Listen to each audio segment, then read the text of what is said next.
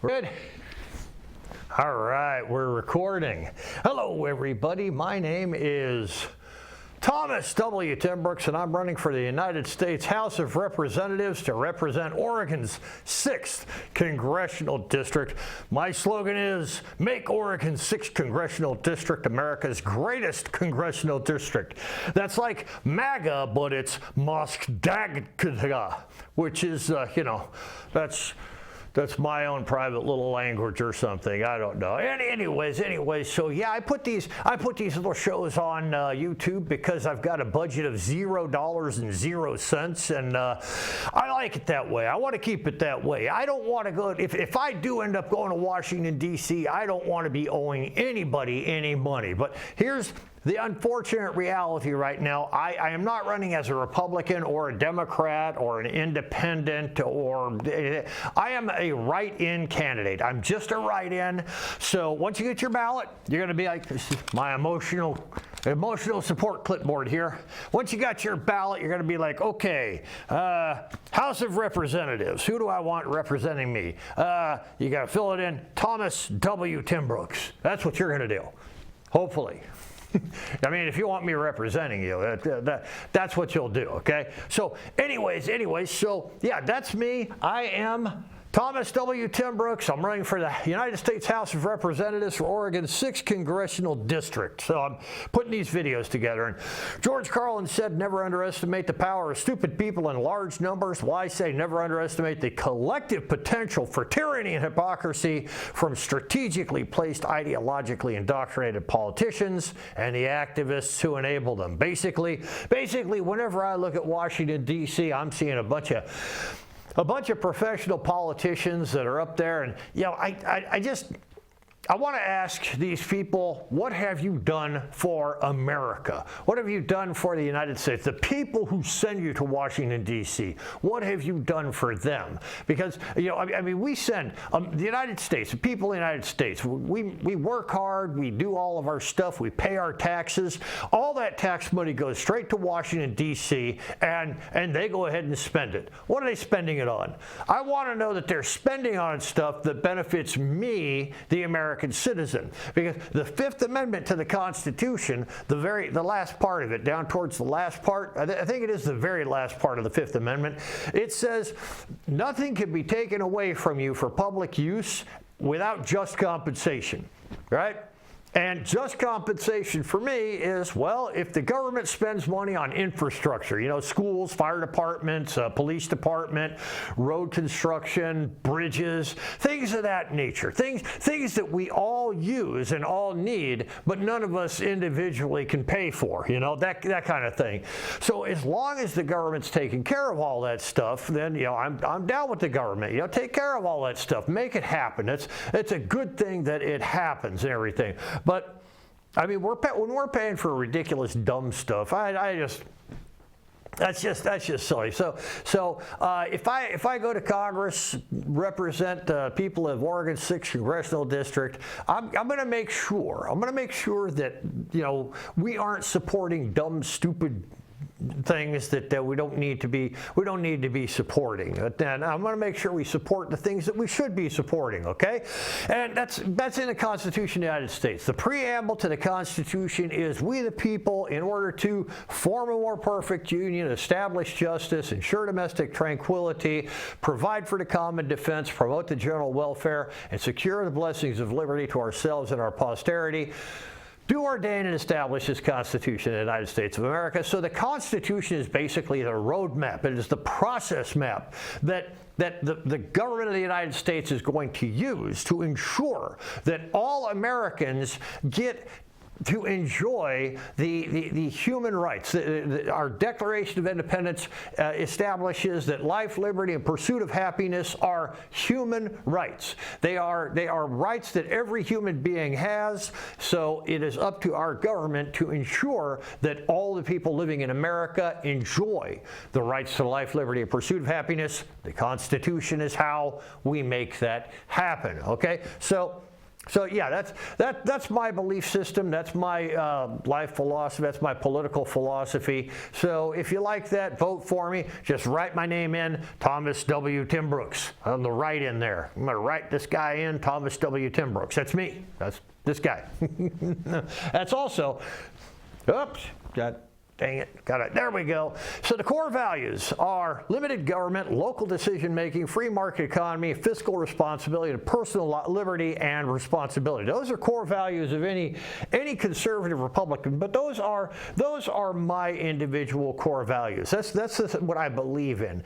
It doesn't mean that I don't believe in other things, limited government. Okay, I'm not saying no government. I'm saying, okay, Democrats tend to want bigger government. Republicans tend to want smaller government. There's something in between too big and too small. It's just right. The Goldilocks thing, right? What's the other one here?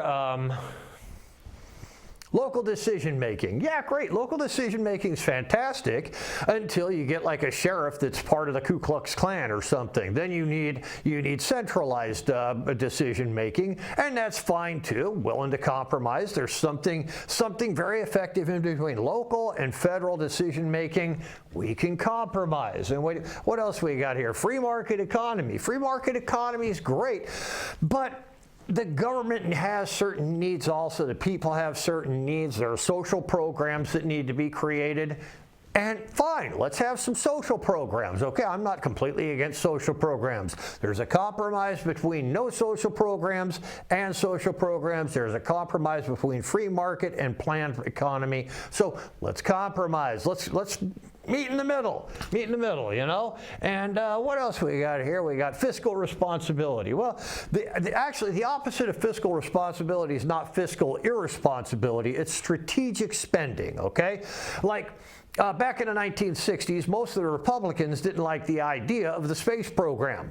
Well, the space program still happened because of strategic spending. The Democrats wanted strategic spending and the Republicans wanted fiscal responsibility. The compromise was, let them have the space program, because if we can tell people that we went to the moon, we can rub it in everybody's nose for the rest of eternity. And we do that too. We do that. We say things like, yeah, well, there's two kinds of countries in the world. There's those who have the metric system and those of us who went to the moon.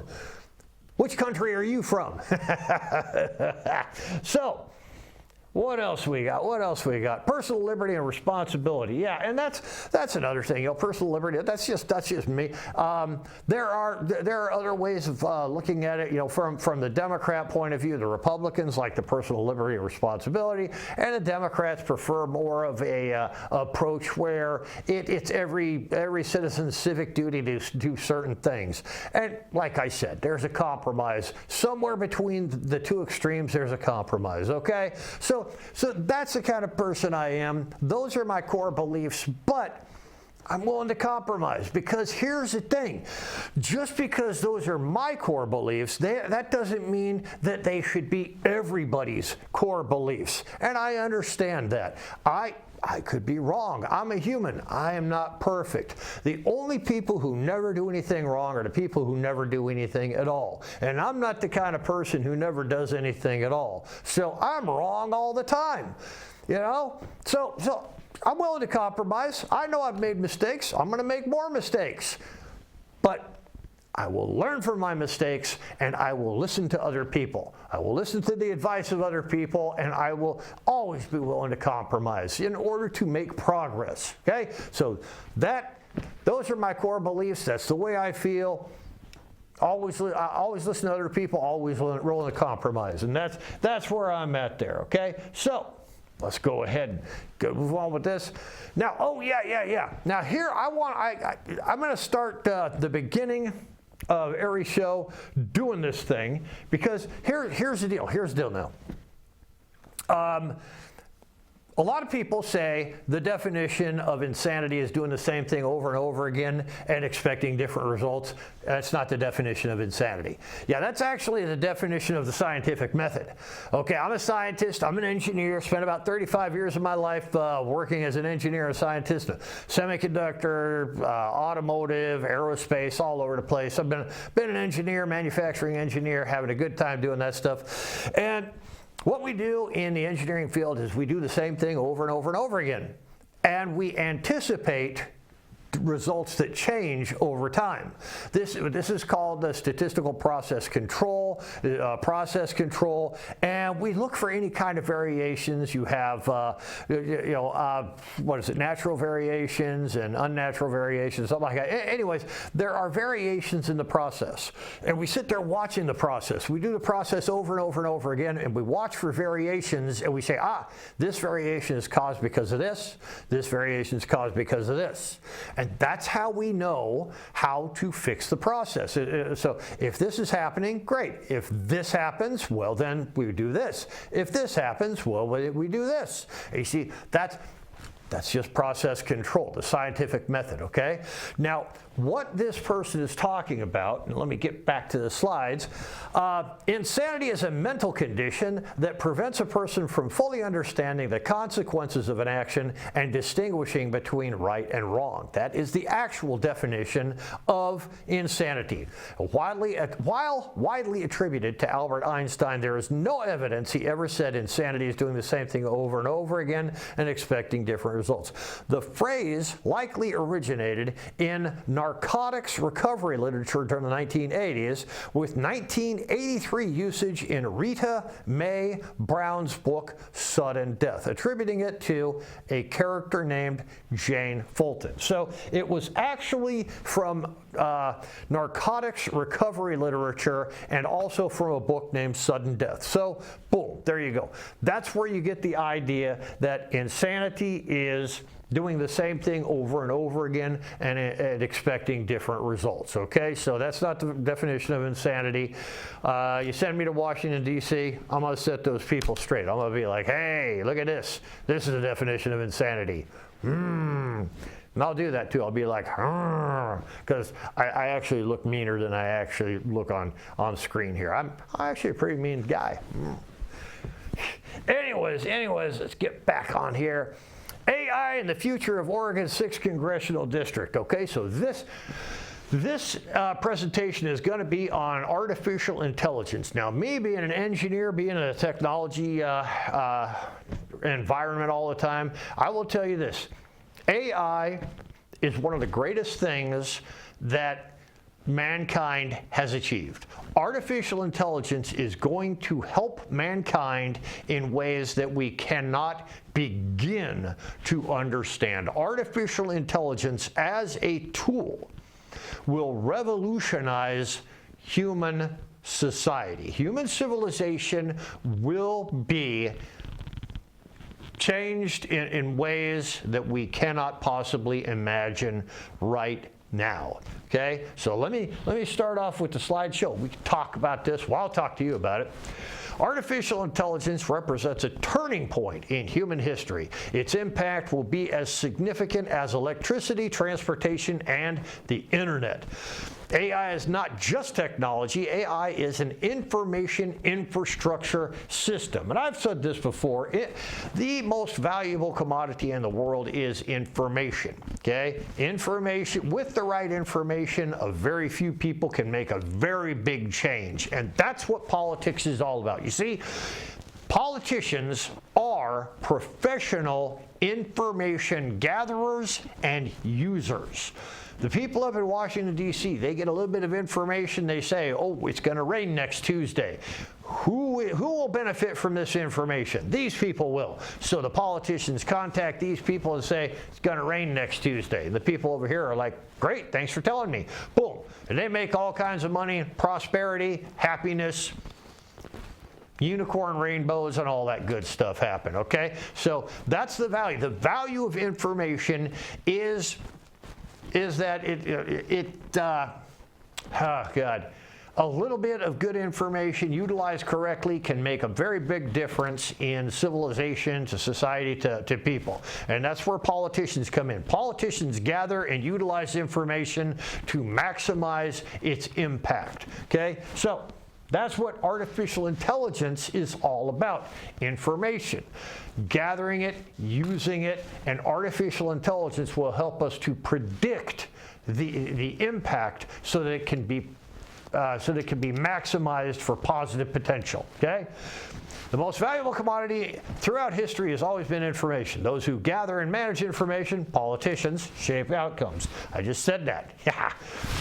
Thousands of years ago, glass was invented. Its creators could not have foreseen fiber optics, computer chips, or laser systems. Now, imagine that. Imagine that. 10,000 years ago, 5,000, whenever glass was invented, okay, glass. They invented glass, and they're like, okay, great. What can we use glass for? I don't know. It's hard, and it's clear. I don't know. Windows. Yeah, we can make windows. Yeah, windows. Okay, great. We can make windows. You see that big hole in the wall? And you want a hole in the wall so that you can look through that wall. Problem is bugs come in, and there's rain, and there's all kinds of stuff that's outside that you don't want coming inside, but you need a hole in the wall so that you could see through the wall. Well, let's make this thing a window, and you can look through the window because glass is clear. Yeah, that's amazing. Now, people, oops, dang it, that happens every once in a while. I'm glad I caught it.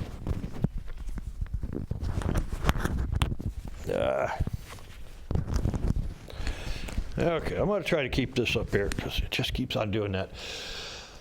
Okay, so people are talking about AI now, okay? And some of the stuff that people are saying about AI is, AI has reached its limits, and they're looking at the stock market and how AI is performing on the stock market, and they're predicting that AI is going to be collapsed. And it's the same way with like when they invented Windows, okay? The people back then, thousands of years ago, they couldn't figure out what to use this glass for, and they created Windows. And they're like, all right, Windows. We've got Windows. Terrific. What else do we do with it? I don't know. So they predicted back then that the usefulness of glass has disappeared. Because what else can you do? Windows. Okay. Oh, wait a minute. How about this? I've got a glass, and it holds water. And yeah. So that doubles the market for glass, right? You got windows and you got glasses. What else can we use glass for? I don't know. Oh, spectacles. Yeah, spectacles, right? So every once in a while, okay, you have some kind of tool. You have some kind of innovation, some kind of modernized whatever. Ah, dang it. Microphone's always messing up on me. We want that to happen. You got some kind of modernization, some kind of innovation that comes through, and people start figuring out how to use it. And once that market has been saturated, people will say, oh, okay, well, there's no more use for it, okay?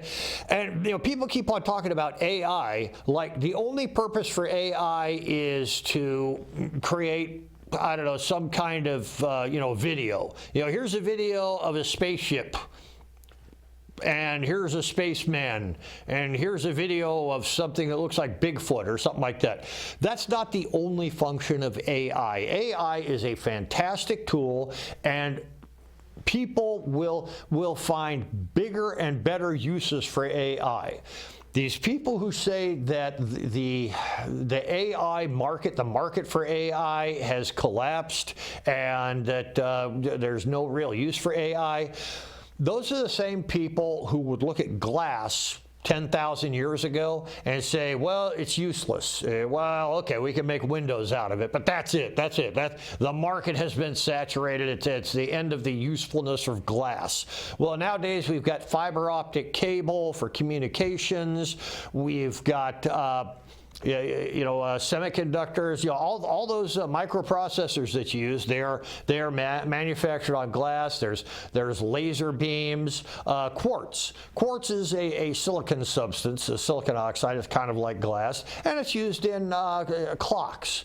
Okay, so just because some people can't figure out what to do with glass, that doesn't mean that it's useless now. Okay, so the market has not dropped out of AI. AI is going to, like I said, it's going to change society in a terrific, big, dynamic way. Okay, so new tools create unpredictable futures. AI is following the same path. Process of massive data, pattern recognition, decision support. So that's what AI enables. Roads move goods, power grids move energy. AI moves and refines information. The most important, the most valuable commodity in the world is information. AI moves and refines that information. The three core functions of AI is detecting, filtering, and augmentation. Detection defined. AI continuously monitors systems to identify anomalies and threats. And this is, I've talked about this before.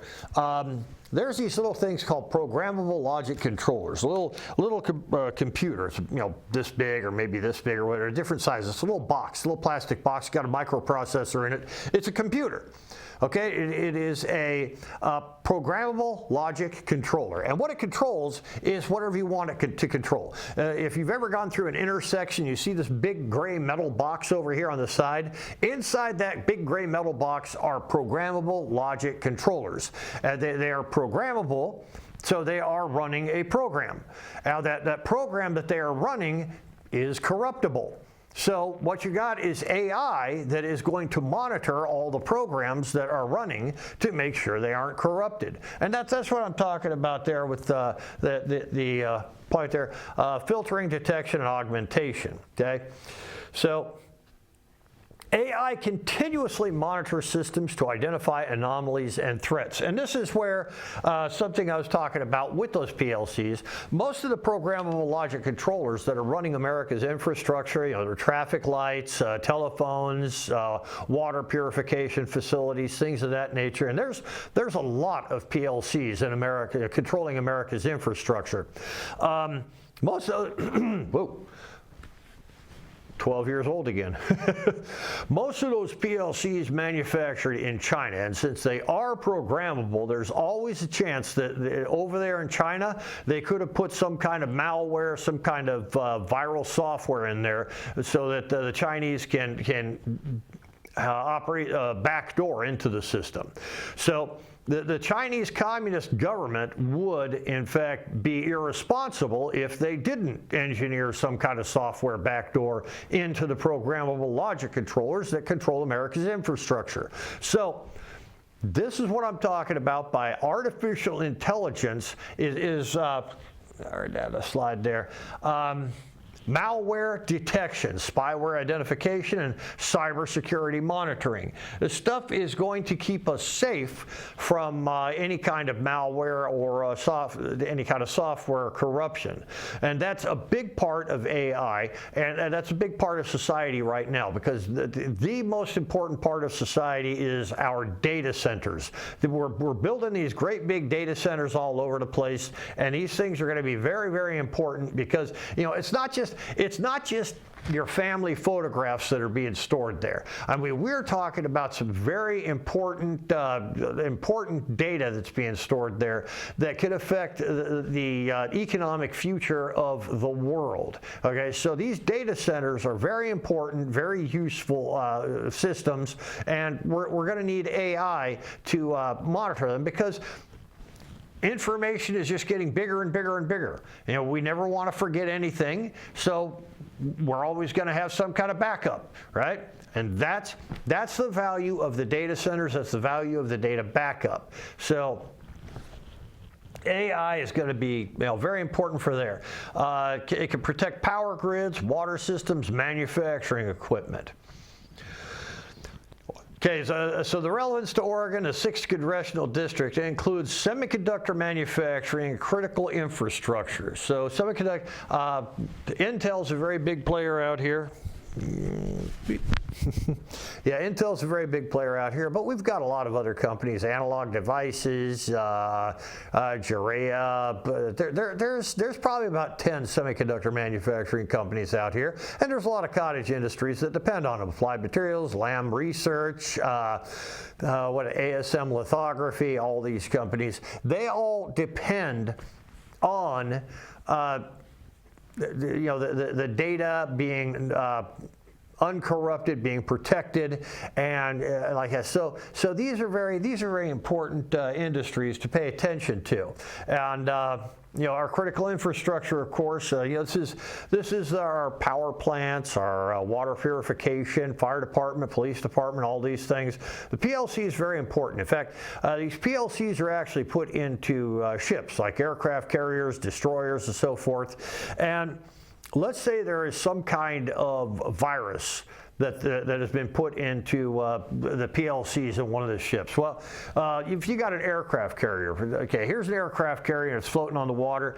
Airplanes are coming and going all the time. In order for that aircraft carrier to remain stable in the water, the ballast in the bottom part of the aircraft carrier has to be pumped here and there constantly. It's constantly being changed all over the place. Well, it's being commanded and done by PLCs, programmable logic controllers, are controlling everything that happens on the aircraft carrier, all right?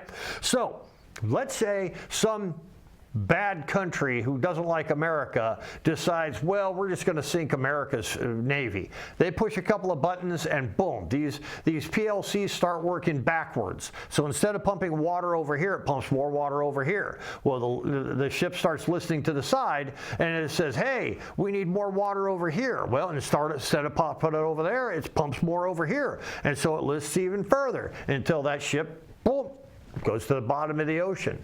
I mean, a country, a nation that has these PLCs put into our ships and airplanes and our entire military infrastructure could potentially destroy, just annihilate our entire military infrastructure without firing a shot. They could just push a couple of buttons and boom. The virus takes effect. It takes control over the ships, over the airplanes, the missiles, the bombs, all this stuff. It could be just like in that movie, The Terminator, where all the missiles and everything start going off and bad stuff starts happening. So this is what AI is going to help out and protect against this kind of thing happening. And it's not gonna become the Terminator or anything like that. We're gonna develop AI to accomplish what we need AI to develop. Now remember, artificial intelligence is just a bunch of computer programs, okay? These computer programs are written by humans. Humans write the programs, so the programs can only be as smart and as intelligent as the people who are creating these programs, okay? So just understand that artificial intelligence, it has a lot of evolution to go through before it's actually smarter than its creators. Okay, so I'm not saying that the United States government doesn't already have that. What I'm saying is, if they do have it, they're keeping it a secret, which would make sense. I mean, if you were the United States government and you had super intelligent artificial intelligence that can predict the future and control all these things, you'd keep that pretty hush up and everything. So anyways, yeah, so critical infrastructure. Now, let me see. Yeah, let's talk about that. PLCs, MFCs are vulnerable. An MFC is a mass flow controller, and what a mass flow controller does is it controls mass flow. Let's say you're at the hospital or something like that, and you got oxygen. The hospital has a bunch of these MFCs. They're putting oxygen over here, over there, everywhere. It's sending oxygen through the entire hospital, okay? These mass flow controllers, let's say that somebody controls them and says, okay, stop all oxygen flow and just replace it with nitrogen.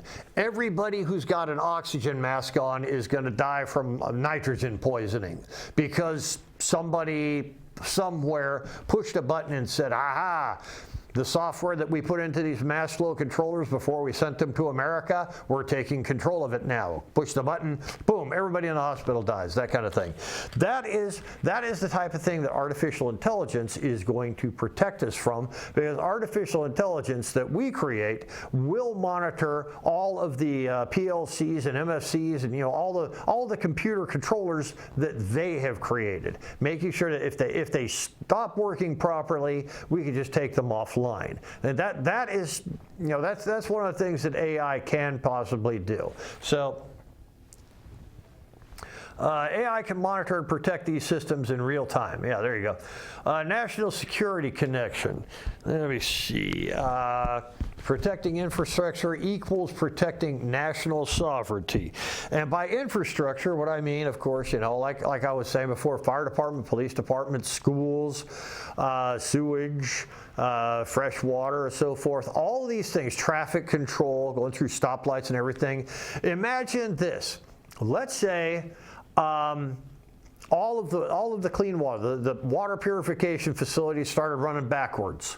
And instead of cleaning the water, they send it back through the sewer systems or back through the whatever, right? Everybody, all the pure water that we got's just got to get flushed out into your yard and this kind of thing. So you're going to be without water. So you get in your car, you drive to the grocery store to get some bottled water. Well, all of the lights are green. So as you're coming through the intersection on your way to the grocery store, you got a green light. They got a green light too, so they smash into you. Okay, well, then the emergency services are notified. Only the emergency services are told to go someplace different. See, it compounds. It just gets worse and worse and worse and worse. And this is the kind of thing that AI will protect us from, is that type of thing, the infrastructure, protecting national sovereignty. These problems could become so bad that America just, everything in America comes to a standstill. We can no longer move, can't go outside, can't do anything. Airplanes crashing down from the sky, dams bursting, the electric grid is gone, that kind of stuff. So that's the kind of thing that AI can potentially protect us from. Yep, another one. AI separates signal from the noise. Yeah, and so basically, there is, like, let's say you want to listen to one person. You got a crowd. You got, you're Johnny Cash. You're Johnny Cash, and you're like, hey, who wants to hear a song? You got a whole audience of people, rah, rah, rah, rah, rah, rah, rah, right? If Johnny Cash could listen to just one person, what song is it you want to hear? Oh, okay, I'm this guy right up here. I heard him. So everybody in the audience is like, that's exactly what the noise is. There's so much information coming through that the AI would have to monitor that. Now, let's say you're a politician. Like, let's say I'm over at Washington, D.C., I'm in my office, and I get one phone call every 15 seconds, and 99.9 of those phone calls are some kind of, just harassment. People telling me I'm an idiot, I suck, I'm terrible, I'm a loser, I need to go jump off a bridge or something like that. But after like 10,000 phone calls of people who are telling me I should go jump off a bridge, there's one person that calls up and tells me something like, oh, by the way, I've just figured out how to fix the radioactive waste problem in America. Okay, I want to hear from that person. Artificial intelligence can separate all the noise, all that noise, and listen to the one person who has the answer for storing nuclear waste. Fantastic. Fantastic. That is exactly the kind of thing that artificial intelligence will be fantastic for. Also, let's say there's email traffic going back and forth. Artificial intelligence might find some kind of clue to a future terrorist strike in email traffic going through. So that's what artificial intelligence could potentially take all the noise, separate the noise, find the signal. And that is something that a whole bunch of people can't do, because artificial intelligence takes no time to set up. People take time to train, and they get old and they get lazy and they forget things. Artificial intelligence will never have those problems. So people will be in charge. Artificial intelligence will be doing all the work. See? So that's artificial intelligence has got a terrific future in human civilization. I don't care what these stock analysts say. See, the stock analysts, they're only worried. Stock analyst only cares about buy low, sell high. You know, can I make money off of it? Can I buy it at $5 a share now and sell it for $10 a share next week? That's what passing or failing means to a stock analyst. To an engineer like myself, being useful doesn't mean just, you know, buying low and selling high. Being useful means that I can actually do something with this that is helpful to me and helpful to society. Okay, your stock analyst, don't listen to your stock analyst when it comes to talking about artificial intelligence. All they care about is making a dollar off of it. If they can't make money off of it, they're not even going to pay attention to it. Artificial intelligence has a terrific value to you and me and the people. The stock market people, you know, let's let them do their thing. They may use artificial intelligence to try to predict the stock market like that, but you know, if they can't use it to predict the stock market, they're going to be like, you know, what use is it to us? Anyways, so. Problem today, leaders receive massive feedback and mixed quality information. Important ideas are lost, just like I was talking about a little while ago. AI can, as a filter, organize feedback, identify patterns, elevate useful insights. AI enables better policy decisions, more efficient communications, and reduced political noise. Now, over in Virginia, the new governor of Virginia is a Democrat. And one of the things that this Democrat governor is trying to do is the gerrymandering thing. And what gerrymandering is, there's this guy a long time ago, his first name was, or maybe his last name was Gary. Okay, and what he wanted to do is take his congressional districts and shape them so that it would maximize the number of Democrat voters over the number of Republican influence. So you can have 50% Democrat, 50% Republican, but the way the congressional districts were shaped, it actually provided an advantage to the Democrats. And this thing looked like a salamander, so they called it a gerrymander. So to gerrymander something is to shape something, to shape a district in a way that it maximizes the potential for either Democrats or Republicans to have representation. So what this person over in Virginia, this governor over Virginia, is trying to do is gerrymander her districts so that it will maximize the number of Democrats, so that I think Virginia's got like 6 or 8 people. I think it's 6, might be 8. But the way this governor wants to gerrymander, it would provide 1 Republican and 7 Democrat representatives to Congress. And the thing about Virginia is they're 50-50 when it comes to Democrat and Republican. Artificial intelligence would be able to check this out and say, you can't do that because it's illegal. All right.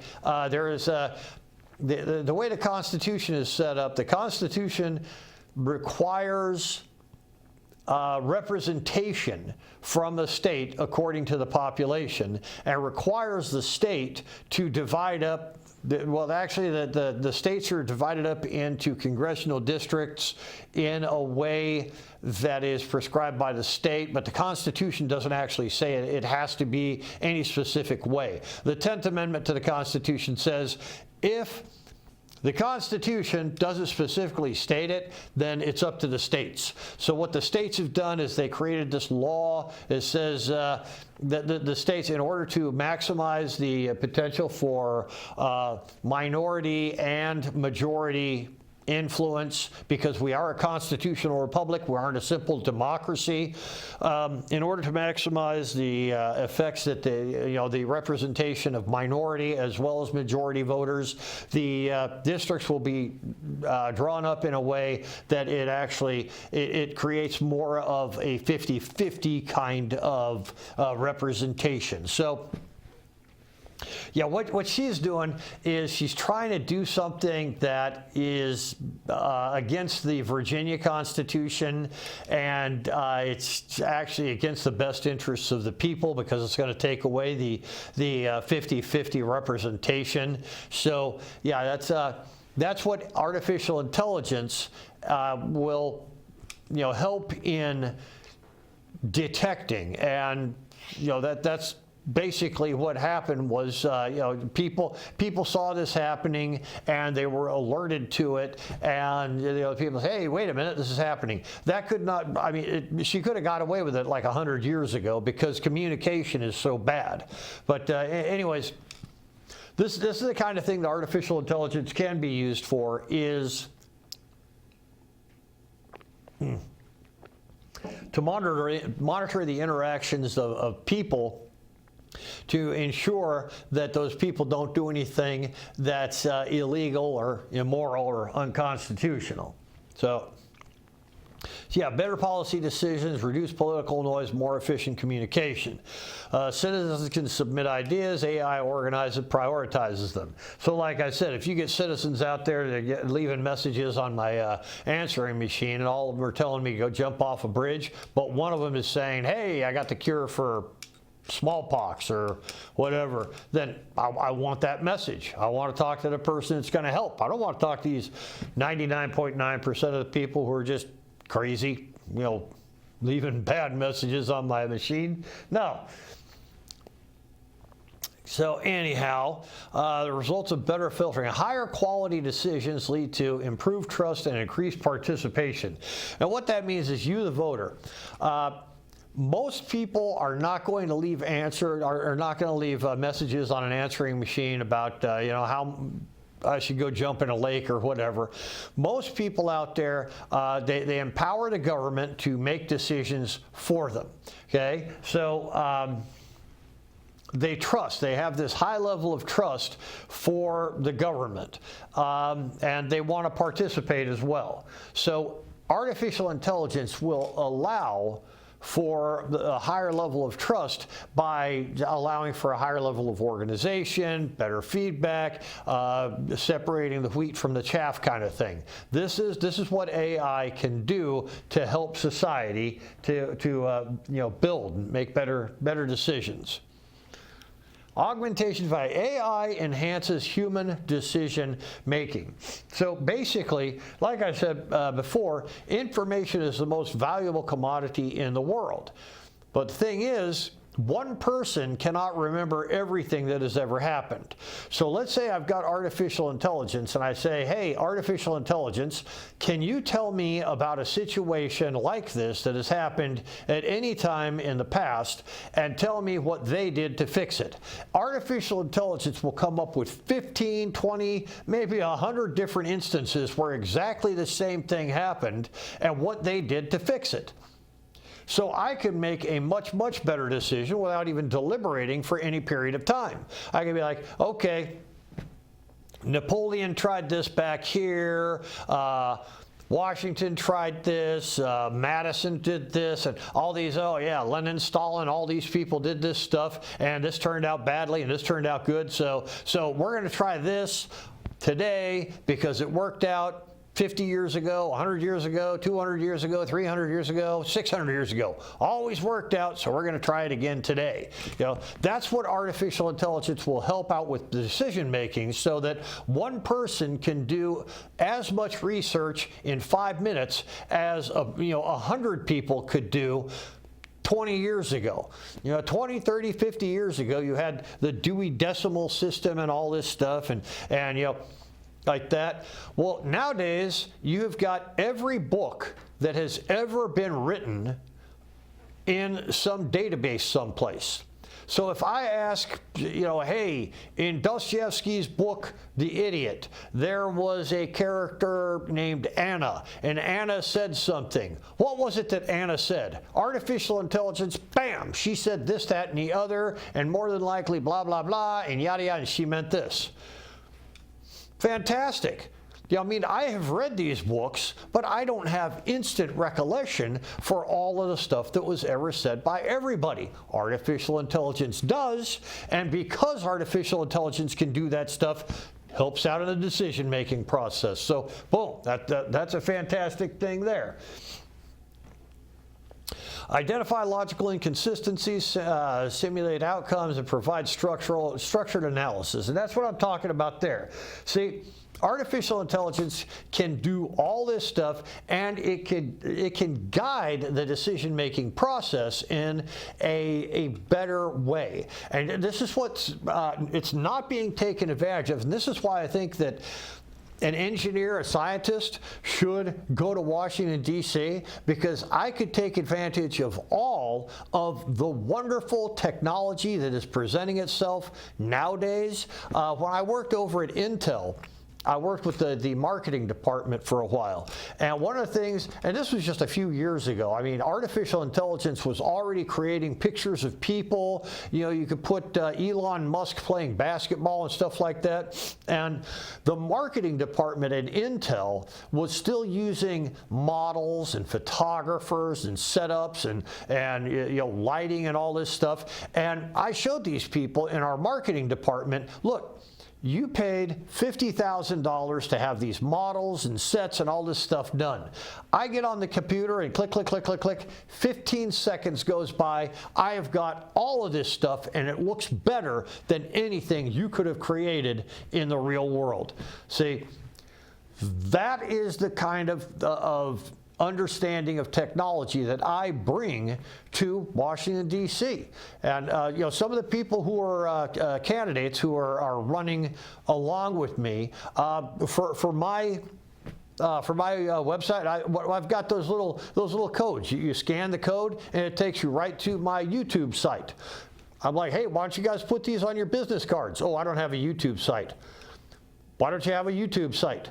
I mean, if somebody's going to elect you, they're going to want to know about you. And that's why I put out these videos, is so that you, the voting public, can be like, well, who can we vote for? Well, here's this guy. He's a write-in candidate. His name's Thomas W. Timbrooks. Let's find out what we can find out about him. And you look on the internet, and boom, here I've got all these videos explaining myself, telling you about me, telling you about my ideas. And hopefully, you guys will pay attention.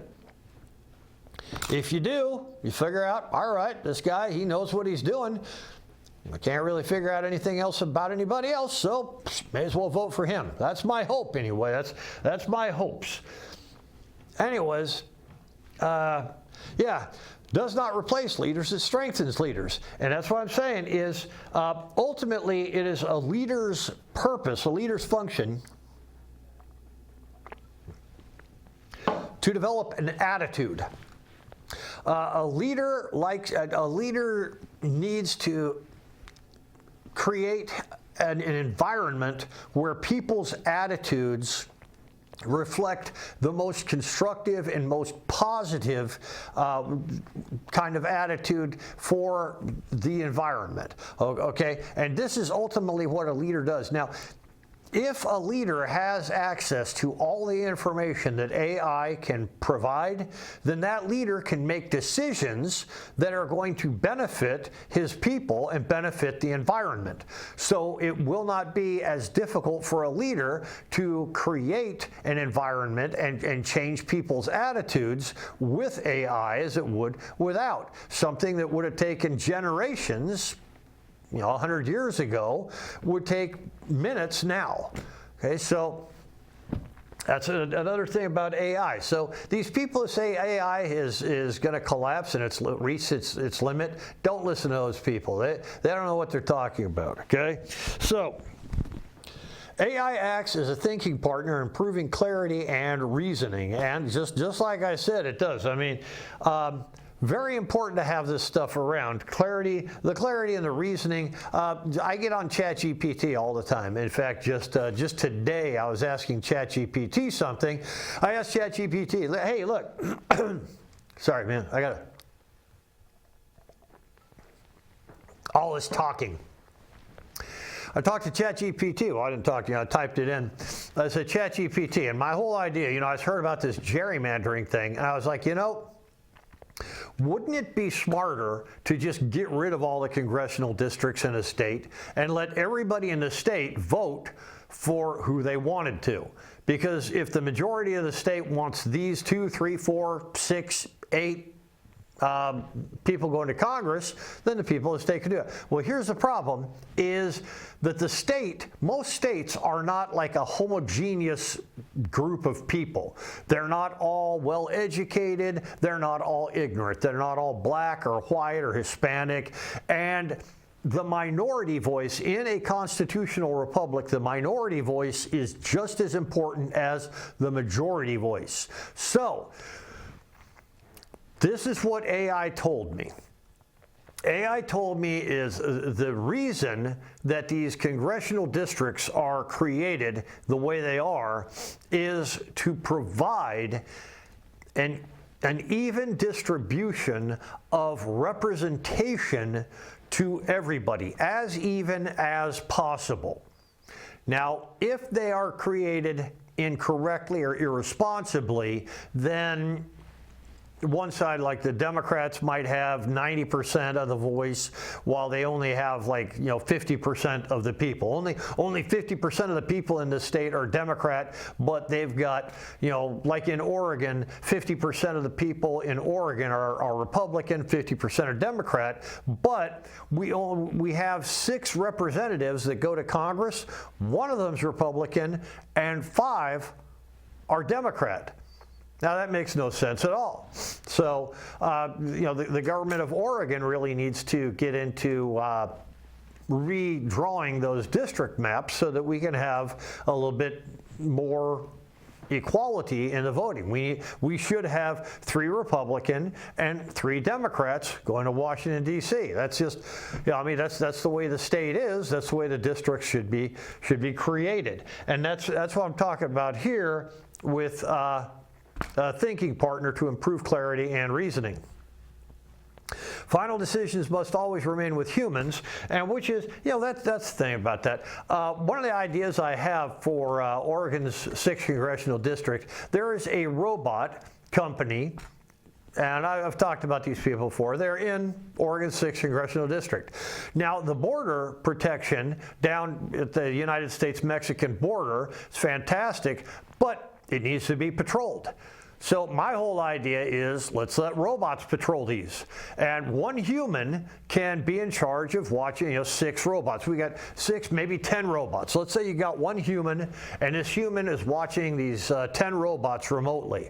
Like, let's say you've got 10 robots that are monitoring the United States-Mexican border. And these 10 robots, they've got cameras in their eyes, and everywhere their eyes look, that's where the person. So there's a person in, Wyoming. And that person's job is to monitor 10 robots on the U.S.-Mexican border. So they don't even have to be close to the U.S.-Mexican border. They could be monitoring the U.S.-Mexican border with these robots, okay? And one of the robots says, oh, there's an intruder. And the human that's in control of these robots could be like, well, that's not actually an intruder, that's a coyote. An actual coyote or something like that, So the final decision is always going to be up to the human. The AI is going to do its part, but the human is going to do what the AI cannot do. Okay, so the AI will always be a tool and not a controller. We won't be slaves to it. We will always be the master. AI can personalize education. Now, this is something else. Most teachers that don't like their jobs, they don't like their jobs because, the kids come through and I would never want to be a teacher. I cannot handle kids. I just couldn't be around kids or anything. What AI could do, you've got the best student in the class, you've got the worst student in the class, and the whole class has to slow down for the worst possible student. So what AI could do, AI could provide education to every individual in the classroom at the rate at which the individual can learn. Some kids learn faster, some kids learn slower. You could say, well, this kid's going to graduate high school in 4 years, while this kid will graduate high school in 6 months. Okay, so that kind of individual learning will provide opportunities for people who are much, much better, and provide opportunities for people who probably would have dropped out of high school. You've got kids, if they aren't very smart, they will probably drop out of high school thinking it's not worth my time. But if AI can provide the learning, the education that person can use, then that person will probably not drop out of high school. That person might not go to college or whatever, but that person will have a better chance at being successful due to AI education being provided at a rate at which that child learns best. Okay, so that's another thing that AI can do in the education system. Okay, yeah, they learn to pass tests and they follow standardized pacing, which can be counterproductive. So like I said, AI is going to do more than just teach people to pass tests, and it's going to do more than just standardized pacing. Every individual will get the education that they need. The individual pace will be changed, the individual strengths will be noticed, and AI will adjust itself accordingly. The role of the teachers will be more for mentorship, research, and critical thinking development. So the teachers will be able to do what teachers have never been able to do. They're going to be more into mentoring students, doing research to find out what is and is not true, make the AI better, and do critical thinking development. So this is an important step. AI is a terrific step for teaching. The student outcomes, deeper understanding, higher engagement, and better retention. And this is a use for AI. Okay, so equal opportunity. AI can expand access to quality education. Like I said, the dumbest student will get the same education as the smartest student. AI must be carefully designed to avoid bias, which teachers will do that. If you're a teacher and you got a student that's just not very smart, it's kind of frustrating for you. And if you got a student that's actually smarter than you, well, that's even more frustrating. So AI will be able to change its teaching method for each individual student. Boom, a lot of problems solved there. And what the teachers can do, the teachers can get busy doing other things like figuring out how to help children to think critically, how to help children to get along with each other, to, I don't know, go out on camp out, sing Kumbaya, all that hippie stuff. I don't know, but it's been a long time since I was in high school, and I actually wish that they had some kind of AI thing in my old high school, because I pretty sure I could have gotten done with high school in like about a year. But anyways. AI development requires transparency, oversight, and continuous evaluation, and that is the human quality. That's where the humans are going to stick in there. They're going to be like, okay, well, we need AI to do this, that, and the other. And like I said, AI is only as smart as the people who program it. It's still programmed by people, and so these programmers can only do what the programmers can understand. Okay, it's still up here. Okay, so they're going to have to try something, make a few changes. They're going to have to calibrate the changes, figure out how to make those changes work, if they are working like that. And so there will always be a human element in with the AI. So yeah, AI. It might not be doing well in the stock market, but AI is doing well in society. It's got a lot. AI will transform jobs, okay? And like I said, let's say you're a person, North Dakota. North Dakota does not have much population. The land is inexpensive, and it's a very remote place. The cost of living is very, very low. people can get by there with working a job that gets them like $10, $12 an hour. What a fantastic place to build a site for remote control stuff. Like let's say we have artificial intelligence that's in charge of air traffic control. That artificial intelligence still needs to be monitored. We still need a human in with that somehow.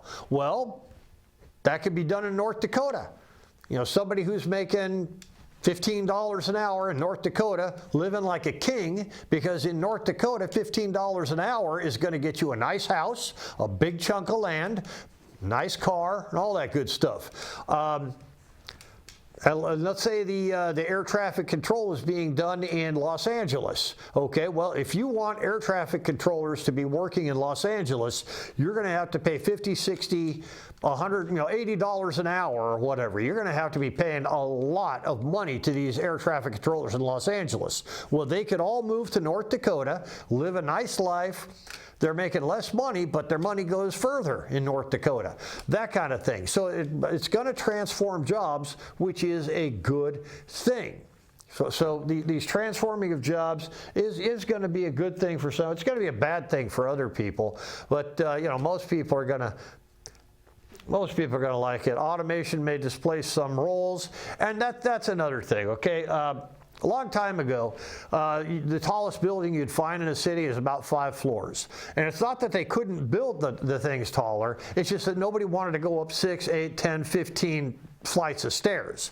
You get up that high, and the very, very highest apartments, they were the cheapest apartments.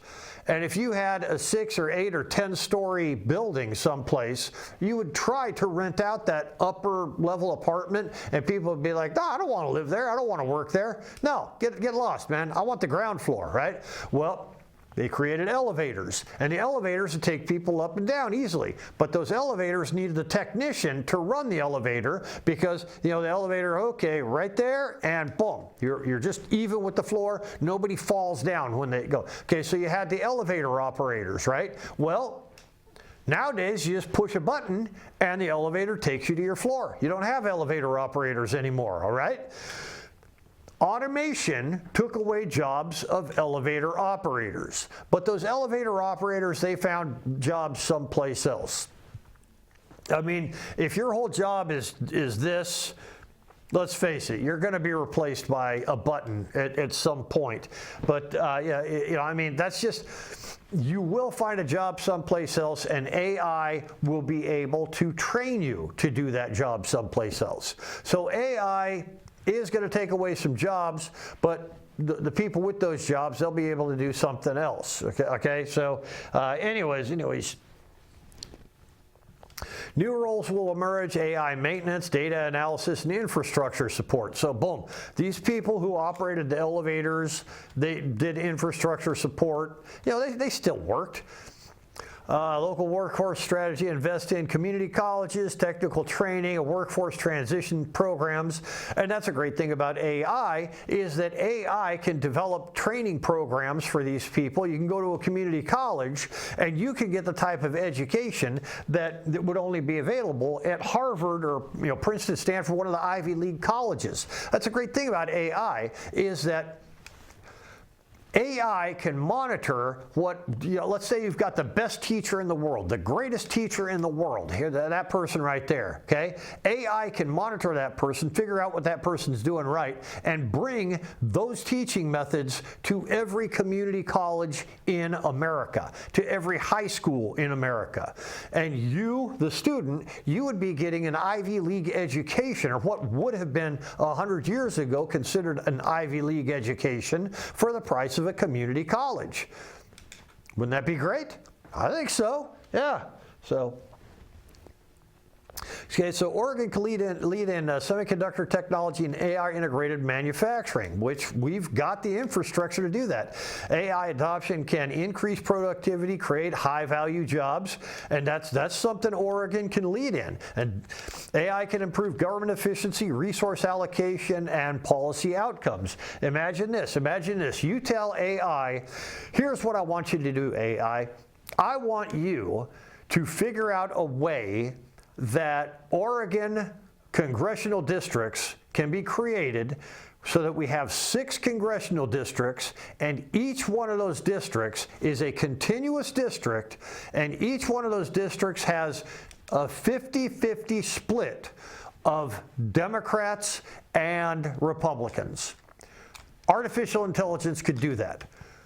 So no more of this gerrymandering. Artificial intelligence would accomplish that in no time at all. It would probably take AI about 5 minutes to do that whole thing. Okay, so that's going to take that problem away. AI enables feedback loops, ongoing optimization, and measurable progress. Creates more engagement, more participation, more innovation. Like I went over that too. The risks include misuse of data or over-reliance on automation and security vulnerabilities.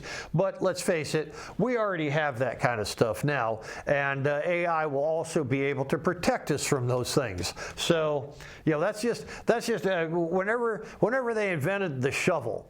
A long time ago, somebody invented the shovel. I'm willing to bet the first use was to dig a hole, and the second use was to smack somebody on the back of the head, throw them in the hole, and bury them. Okay, so I mean that's just, you know, a new tool has many functions. Regulation, engineering standards, and accountability. I would say, you know, mitigation. Like I said, the mitigation strategy. Policy direction, government should support AI development, protect infrastructure, and promote responsible use. And that's just with any tool. I mean, you can say that with guns too. Support gun development, protect infrastructure, promote responsible use of guns, you know. AI is the next major infrastructure investment, which it is. Oregon's 6th district can become a leader in AI-driven infrastructure and innovation. Better information leads to better decisions. Better decisions lead to better outcomes. AI will not replace human leadership, but it will define the quality of leadership in the future. So that's it for today. This is my raccoon of finished presentations, and these are my top 10 objectives here. I support President Trump for the Nobel Peace Prize. I support Tulsi Gabbard for president in 2028. Make America great again, yeah, but mostly make Oregon's 6th congressional district America's greatest congressional district. Okay, and yeah, that's it I got for today. So basically, what I want to say about AI is the people who are saying AI has ended. There's an end to AI. Those are the people who depend on AI to make lots and lots and lots of money. You know, I can invest my money over here, I can invest my money over here. If I invest my money in AI, it's a little bit volatile, so I don't want to invest my money over there. But over here, this is less volatile. So these people who are looking for a non-volatile investment, they're the people who are recommending stay away from AI. You, on the other hand, you, me, the government, everybody who matters, we're the people who are going to depend on AI. So AI has not died. AI is not even sick. AI is an amazing tool. Society will be able to use AI. Don't be afraid of AI. Embrace AI. AI is going to be the greatest thing that mankind has ever created, except for maybe sliced bread or, you know, like that. But anyways, so that's what I wanted to tell you today. Wanted to talk about AI and Oregon's 6th congressional district, how the 6th congressional district will benefit from AI. You send me to Washington, and I guarantee you, as an engineer, as a scientist, I will find out how Oregon can benefit greatly from the use of AI. Okay, so thank you very much. There I am again, Thomas W. Timbrooks, United States House of Representatives, Oregon 6th Congressional District. I want you to vote for me, and thank you very much. God bless.